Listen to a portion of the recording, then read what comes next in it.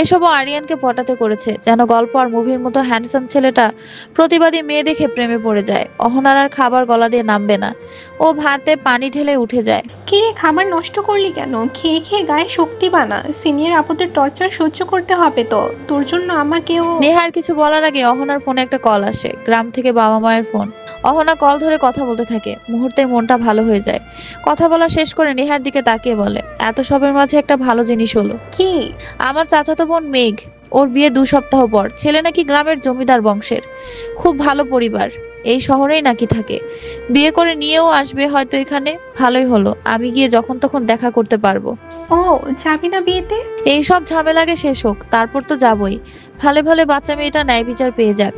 গভীর রাতে শহরের মাঝে বিশাল জায়গা নিয়ে দাঁড়িয়ে আছে একটা বড় বাড়ি। 3তলা বাড়িটার সামনে খোলা জায়গা, পাশে ছোট্ট করে গ্যারেজ রাখা। বাড়ির ভেতরে ড্রয়িং রুম থেকে সবকিছুই বেশ সাজানো গোছানো। 2তলার এক রুম নিচ বারান্দায় বসে গিটারে মৃদু মৃদু সুর তুলছে একজন যুবক। আবছা চাঁদের আলোয় দেখা যায় সে আর অন্য কেউ নয়, আরিয়ান নিজেই। গায়ে সাদা শার্টটার সামনের কয়েকটা বোতাম খোলা, যা দিয়ে ফর্সা বুকটা অনেকটা উন্মুক্ত হয়ে আছে।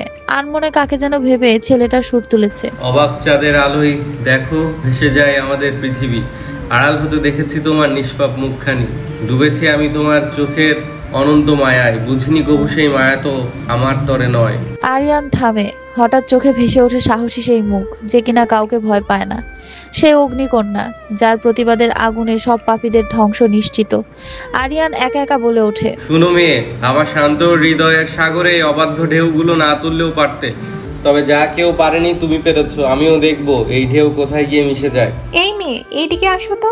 ভার্সিটির গেট দিয়ে ঢোকা মাত্রই অপরিচিত কারো গলা পেয়ে অহনা থেমে যায়। নেহার প্রিয়া ওকে রেখে একটু সামনে চলে গিয়েছে। প্রিয়া অন্য হলে থাকলেও ভার্সিটিতে অহনাদের সাথেই মিশে। পেছন থেকে অহনাকে দাঁড়িয়ে থাকতে দেখে বলে, কি রে, দাঁড়িয়ে আছিস কেন? কেউ ডাকলো মনে হয়। আমরা ডেকেছি, এদিকে আসো তো।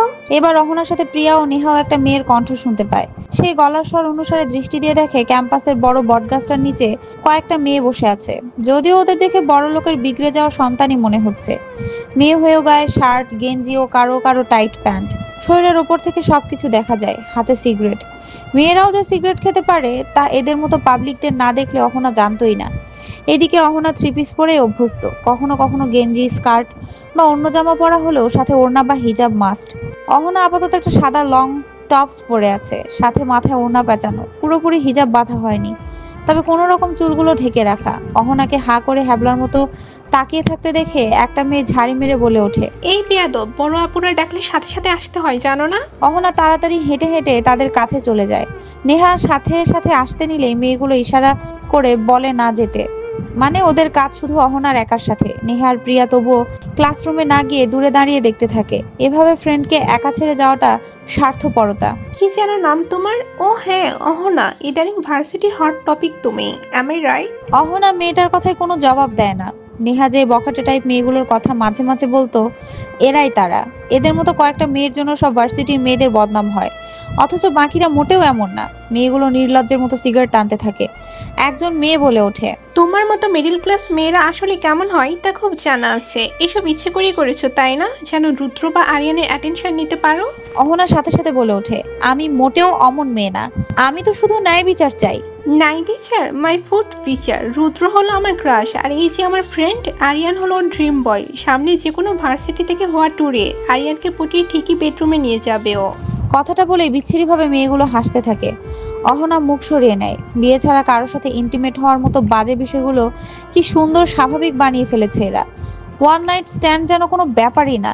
অহনার ফেসে এমন রিয়াকশন দেখে একটা মেয়ে অহনার কাছে এসে ওর হাতে একটা সিগারেট ধরিয়ে দেয়। এসব কি? টান দাও। মানে? একটু ট্রাই করো, দেখি তোমার তেজ কতটা। অহনা না না করতে থাকে, তবে মেয়েগুলো বসে থাকার পাত্রী না। দুজনে এসে ওর হাত ধরে মুখ চেপে ধরে। নেহার প্রিয়া দাঁড়িয়ে থাকতে পারে না।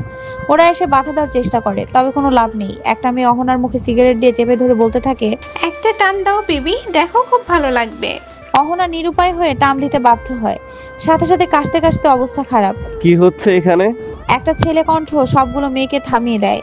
একটা মেয়ে মাথা উঠিয়ে ভয়ে ভয়ে বাকিদের ফিসফিসিয়ে বলে, শিট, আরিয়ান এখন কোথা থেকে আসলো? Let's go guys. মেয়েগুলো আর এক মুহূর্ত দাঁড়ায় না, অহনাকে ছেড়ে দিয়ে দৌড়ে চলে যায়। আরিয়ান অবশ্য দুটো মেয়ের চেহারা দেখে নিয়েছে। এইসব মেয়েদের চরিত্র স্বভাব কিছুই ভালো না। শাহবাগে 2 দিন পর পর সিগারেট আর সমকামিতার জন্য আন্দোলন করে। এদের দেখলেই গা ঘিনঘিন করে ওঠে। মন চায় দুটো থাপ্পড় বসে দিতে পারলে ভালো লাগতো। তবে মেয়ে মানুষ বলে গায়ে হাত তুলতে পারছে না। এদিকে অহনার কাশতে কাশতে অবস্থা খারাপ। নেহা পানির বোতল বের করে নাকে মুখে ছিটিয়ে দিচ্ছে। প্রিয়া ভয়ে ভয়ে কাঁপা কণ্ঠে আরিয়ানদের দিকে তাকিয়ে বলে, আরিয়ান ভাইয়া, অহনা নাক দিয়ে রক্ত পড়ছে। আরিয়ান দৌড়ে আসে, অহনাকে এক হাত দিয়ে ধরে। মেয়েটার নাক দিয়ে ব্লিডিং হচ্ছে। আরিয়ান আর 7-5 না ভেবে ওকে কোলে তুলে নেয়। নেহা সহ আশেপাশে যারা ছিল সবাই হা করে দেখছে, তবে ভেবে খেয়াল দেওয়ার সময় নেই। আরিয়ান নেহার দিকে তাকিয়ে বলে, তোমরা যাও, আমি ওকে ডাক্তারের কাছে নিয়ে যাচ্ছি। ওর ফিরতে দেরি হবে, ওকে নিয়ে পার্টি অফিসেও যেতে হবে। আরিয়ান অহনাকে কোলে করে নিয়ে ইউনিভার্সিটি থেকে বেরিয়ে যায়। সবাই শুধু হা করে দেখছে। সবচেয়ে বেশি অবাক হয় ফাহিম ও নিয়াদ।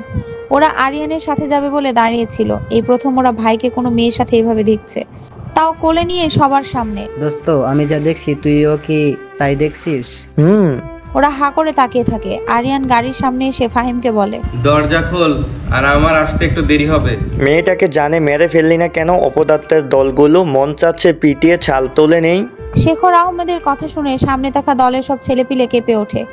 আসলে একটা বড় ভুল হয়ে গিয়েছে। তারপর এসব এখন যেভাবে ভাইরাল হলো, সত্যটা সামনে আসতে বেশি দেরি নেই। শেখর হলো বিরোধী দলের একজন নেতা, আর এই ধর্ষণ মূলত তার নিজ ছেলে ও বন্ধুরা মিলে করেছে।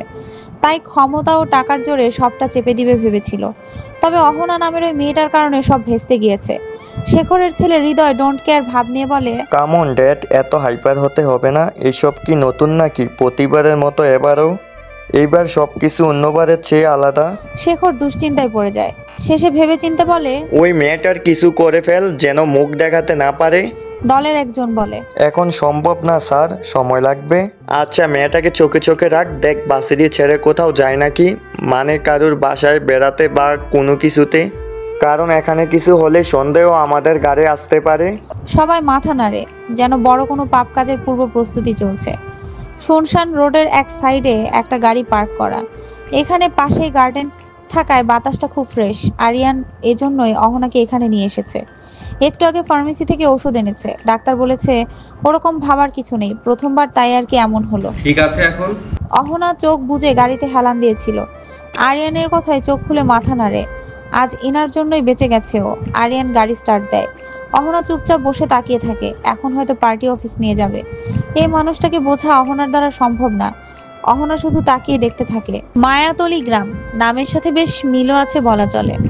সেই ভোর থেকে কৃষকেরা খেতে কাজ করতে থাকে। বাচ্চারা বাগানে বাগানে হই হুল্লোড় আর আনন্দে মেতে থাকে।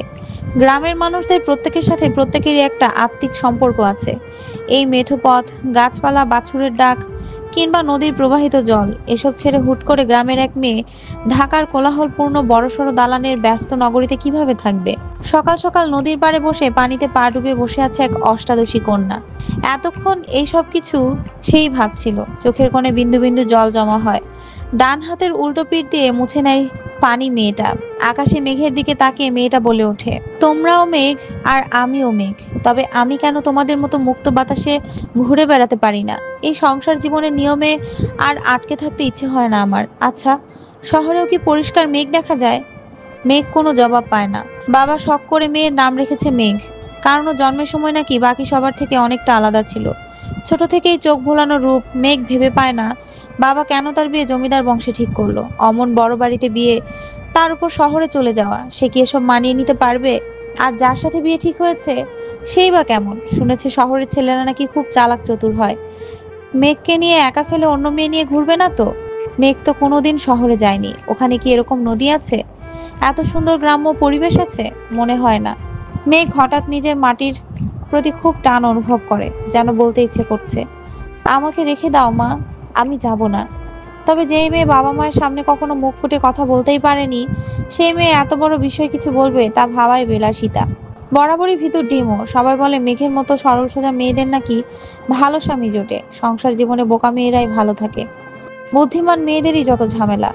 বড় এসি রুমে ঠান্ডা বাতাস আটকে আছে, তবু অহনা কেন যেন বারবার ঘেমে যাচ্ছে। এভাবে একা আসাটা ঠিক হয়েছে নাকি মাবুদি জানে। পার্টি অফিসের এই রুমে আরিয়ান ও রুদ্রের সাথে ওদের দলের সভাপতি ও সহসভাপতি অনেকেই আছে, সাথে আরো 15-20 জন ছেলে। এত এত পুরুষের মাঝে অহনা একা একটা মেয়ে দাঁড়িয়ে আছে। আরিয়ান অনেকটা অবাক হয়ে অহনার মুখের দিকে তাকিয়ে আছে। এত লোকের মাঝে এভাবে একটা মেয়ে মানুষ এখনো যে সাহস করে দাঁড়িয়ে আছে সেটাই অনেক। নীরবতা ভেঙে রুদ্র বলে ওঠে, তো মিস আহনা, আপনি একাই আসছেন? অহনা রুদ্রের চোখে চোখ রেখে মাথা নেড়ে জবাব দেয়, হ্যাঁ। এই প্রশ্নটা করে শুরুতেই খোঁচা না দিলেও হতো। এমনি ওর পা কাঁপছে, তবে যতটা সম্ভব চোখ মুখ স্বাভাবিক রাখার চেষ্টা। দলের সভাপতি সৌরভ অহনাকে পা থেকে মাথা অবধি ভালো করে দেখে নেয়। মেয়েটা বেশ পরিপাটি। সে অহনার দিকে তাকিয়ে বলে, আপনাকে দিয়ে খোঁজ নিলাম। প্রথমে ভাবছিলাম অন্য দলের কেউ হয়তো টাকা দিয়ে রাখছেন, পরে দেখলাম না, সেরকম কিছু না। সে একটু থামে, তারপর চোখ দিয়ে দলের ছেলেদের দিকে ইশারা করে বলে, দেখুন তো কাউকে চিনেন নাকি? মানে কে সেই অপরাধী যার জন্য দলের নাম ডুবছে? অহনা পেছন ঘুরে তাকায়। সব ছেলেরা ওর দিকে তাকিয়ে আছে। দু একজনের মুখে পরিষ্কার রাগ ফুটে উঠেছে, যেন এই অপবাদের বদলা ওরা নিয়েই ছাড়বে। অহনা এসবে বেশি অ্যাটেনশন না দিয়ে সবাইকে ভালো করে দেখতে থাকে। এদের অনেকে ইউনিভার্সিটিতে দেখলেও ওরা কেউ কোনো অন্যায় কাজে জড়িত না।